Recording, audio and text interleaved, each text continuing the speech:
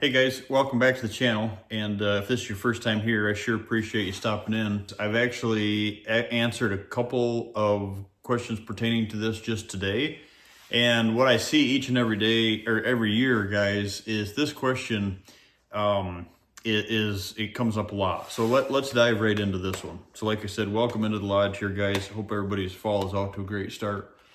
Guys, one of the things I want to touch on with you is this.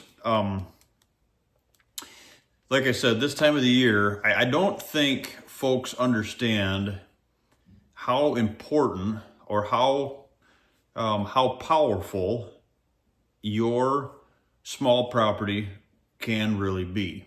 So that small property topic, right, it sometimes can get diluted or mistreated, right? But what is your version of a small property?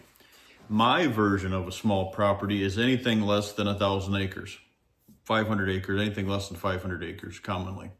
So you might say, well, that's huge, right? And it is. It's a big property for the common folks of the world. But the reason I say that is there's a lot of things that I would do in a hunting strategy that I would treat a 500 acre farm the same way that I would treat an 80 in some situations. So that's why I say anything less than 500 acres should be treated, right, as a small property mentality. And what I mean by that, guys, there's certain things that you can get away with when you're hunting larger properties that you just can't get away with on small properties. So that's kind of how I come up with that number. Another thing how I come up with that number is my average clients every year.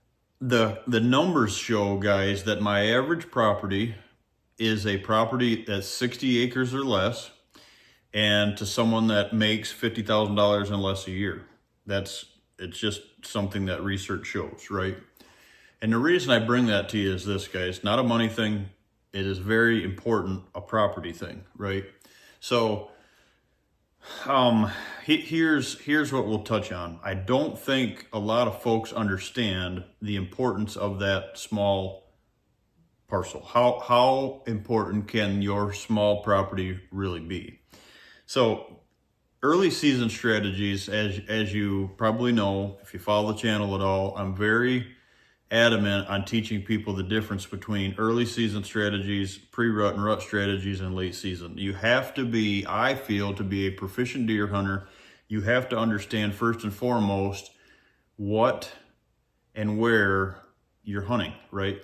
Why you're hunting there. And that's all got to do with timing of the year, what phase that herd is in, stuff like that, right? So like we talked about the other day, one of the sad parts that I see a low percentage, stand is commonly a 2 to 5% stand.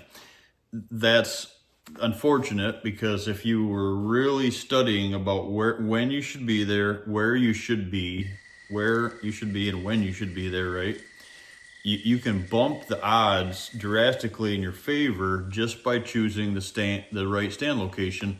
And I think it sounds simple, right? But it's there's a lot of moving parts to that one, but it's way overlooked. So to answer that question, or to get right into that question, that topic, how important is that 80 acres, right? Is that 40 acres? In my opinion, guys, it's very important. And I'm going to share some stuff here with you. So when it's not a hidden secret, right? You flip on any channel around the industry, YouTube, social media, whatever that case is, there's a lot of talk, especially this time of the year, about a home range of a whitetail buck, right?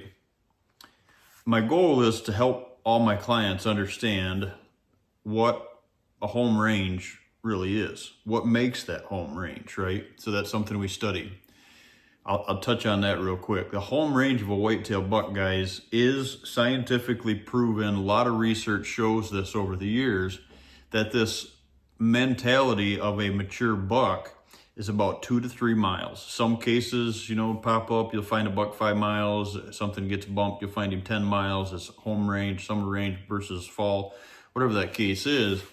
When I heard that years ago, guys, the question jumped to my mind initially, right? The question to me was, okay, when is that? right? When is that information being taken? When is that research? When are you saying that a whitetail buck's home range is 2 to 3 miles, first of all, right? And a lot of times you'll get that some research shows it's pre-rut and rut. And there's not a lot of research to back that, in my opinion, that says that 365 days a year, a home range of a whitetail buck is 2 to 3 miles. And the reason for that, guys, is it's not true. It's not the truth.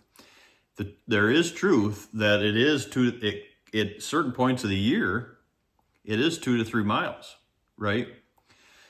So I'm going to share something with you. So it's very, very important, right, to look at what phase you're in and who you're hunting, right? The age structure behind a lot of that research is when a buck is in his prime in that 3-4 year old time period, right? Contrary to a lot of belief, guys, a 3-year-old, a 3-year-old and a 4-year-old buck are harder to hunt than a more mature buck of the ages of 5 and 6, 7 years old. That just blows people's mind when I tell some people's mind, then I tell them that, and it's the God's honest truth. And the reason for that is, guys, that home range of that more mature buck, it really starts to shrink. And when you start tying that together, the light bulb a lot of times goes off to a lot of folks, like, wait a minute. So this is where all this comes in, right? Find out when you're talking about that. Do you have a buck that you're trying to hunt early season? Do you have a buck that you're trying to hunt pre-rut and rut? So do you have a buck that's hanging around on you during the summer?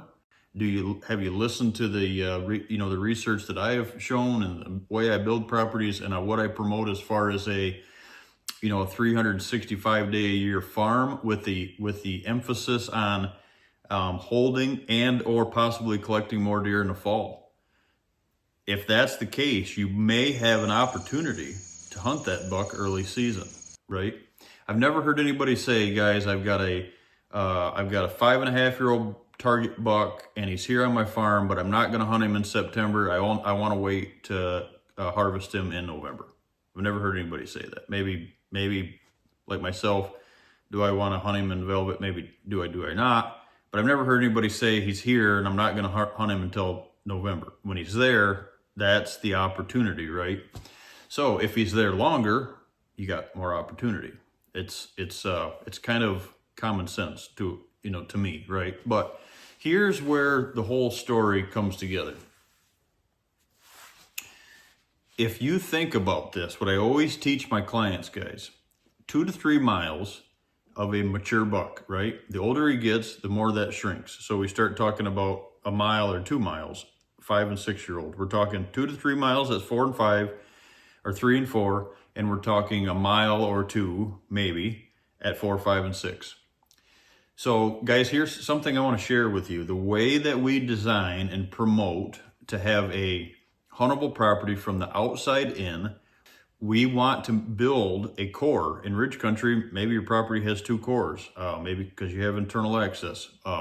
Maybe it's a situation where it's a 40 and you're from the state of Michigan, or parts of South Carolina, or the list goes on and on, Alabama, that you can have a big core because you're able to hunt it from an outside in approach. Perfect situation. But this is where folks overlook this. 72 acres here in central Kentucky, guys, where my home farm is. I have 1.5 miles, so I can put up the proof here. I have 1.5 miles of perimeter. So even though my transition that we speak of isn't right out to the wall of the fence, right? Just my transition, just my first initial transition that we speak of, buildable line of travel, not my corridors that come off from that and go into bedding, not corridors that divide doe bedding in half, not buck bedding corridors, not internal anything, just that outside line of travel, that transition that you hear me speak of, is 1.5 miles. So I want you to ask yourself a question. How many times has somebody said to you a home range of a whitetail buck is 2,000 acres, 2,500 acres, 5,000 acres, right? That would encompass 2, 3, 4, 5 miles, right? If you take 5 miles, 5 square miles, right? You're going to talk about 3,000 acres, 3,500 acres, right? If you talk, so not a lot of people say, okay, the home range is acreage. And the reason for that is, guys, we're talking about linear feet. Remember this. It's super, super important to wrap your head around this now.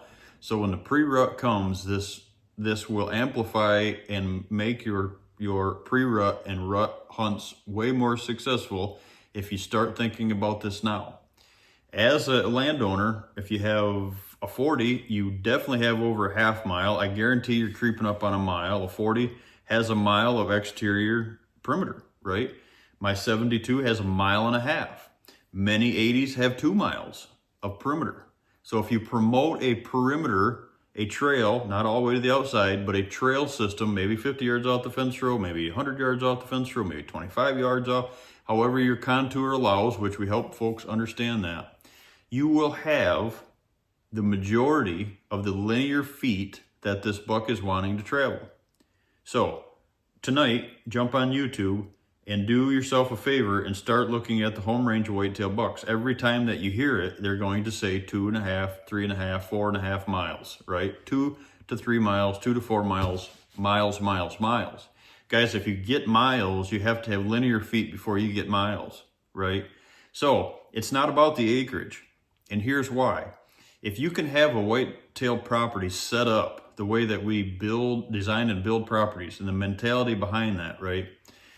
If you think about the mentality of that whitetail buck, he's wired in his prime. Older he is, easier is to hunt because that starts to shrink, like we said. 3.5, 4.5, 5.5 years old though, they are built to run, if you will, right? They're built to search. So if they're searching and you only have 1, maybe 2 bedding areas, and whether that's hinge cut or not, maintain areas, back to fire through it, better vegetation, where you're at in the country, all this plays into it. But if you only have 1 or 2 of those areas and that buck leaves your farm, contour or no contour, he leaves the farm and he has to go to the neighbor's 40 to find 1 piece of correct habitat per the wind, per his thermals, which is something we're going to talk about. And he keeps searching. Guys, he could be 2 or 3 miles as a crow flies from here, right? If you have a property that's set up the way that we set up properties that we design, build, and teach, right? You have more of that usable habitat, that scent checkability, if you will, that security in the early season, the scent checkability in the pre-rut and the rut, than that straight line of 2 or 3 miles, right? In other words, he leaves here, he gets a half mile from here, the light bulb goes off, his brain starts, this property of yours starts churning on him, right? He's like, hey, why am I gonna go 3 miles, 2 miles one way when I could go back and I could get on this property that's got 2 miles of a racetrack, let's say, right? 2 miles of a promoted line of travel that I can scent check and burn daylight on and find what I'm looking for, and then maybe have to just reach out on these small properties to fill in the holes, right? You have to start thinking about that because, like I said, it's all about linear feet. It's not about acreage. It's about linear feet. What can you jam pack in a process, a certain system? What can you jam pack and put on that promoted line of travel in that 1.5 miles like I have here on the home farm, 72 acres? That's where it gets productive. And that's what I think really opens people's mind. That light bulb goes off like, wait a minute. I control, at 40 acres, you control half of his movement already. You can control half his movement. 80 acres, you may control all of his movement, right? You start talking about 120s, 160s, 240s, guys, you're not going to hold them 365 days a year, 24 hours a day, but you can darn sure hold them during huntable daylight hours and make your property, make the hunt work for you, and burn that daylight time on your property. So the huntability of that hunt, of that that time that buck is wasting, if you will, spending time there, whether he's searching in the pre-rut or the rut, or whether it's a security blanket early season or late season, you have the power to do so. And I don't think people realize that, right? So I'll finish with this one. I don't know why this is, but a lot of folks, it's like this 320, 640 acres, right? A lot of people want to own. My perfect property, if money wasn't an option, I'd own 640 acres in a unit that had a road system all the way around it, right? I'd be building more roads in it, but that would be great, right? You could really keep pressure off from me and do some cool things. But guys, I'm here to tell you, before I bought a 320, I would seriously buy 4 80s than I would a solid 320 acre piece. And why is that, right? And they don't all have to touch, but why is that? When you build an 80 acres, guys, you are now potentially housing the entire linear feet of a whitetail buck, is how he's wired. Don't let anybody tell you any different than that, guys. Research, reach out, talk to friends and family members that we've done their properties, whatever the case is, it'll shock you on how much that rings true time and time again with my clients. Something to really think about, guys. So a lot of pieces to that puzzle, right? Where do you put it? How do you put it there? Why do you put it there, right? All ties into that. And that's what I tried to help you guys with on a kind of a limited time platform here, if you will, through Facebook. I'm not trying, or I'm sorry, on YouTube. I'm not trying to hide anything, guys, but sometimes it's hard to get to really go in depth. And we have something coming that's really going to help that situation, but it's hard to go in depth and really lay that rate specifically out, because you're watching this, the neighbor's watching this. You know, there's potentially, you know, there's 7,000 or 8,000 of you now subscribed to the channel, which I surely appreciate. But I mean, it's so there's 7,000 different properties, 8,000 different properties and ideas that are tuned into this, right? Each one of them is different. So last year, guys, we did 5 properties, 5 acres or less. We did 20 properties, 20 acres or less. I think I'm somewhere around 20 properties between 40 and 80 acres. I mean, so, and then we did the 2,500, right? So, I mean, it's something to really think about, right? How powerful is your small property, and what makes it that powerful, right? What could be the power of your small property that you're not unleashing because you've been told that a home range of a whitetail buck is 2 to 3 miles. And I mean, I'm just a piece of the puzzle, right? I can't house them that long. Start thinking linear feet. Don't think direct 2.5 miles like a crow flies. Start thinking linear feet. You'll shock yourself on what you can do on a small property and why. Thanks, guys.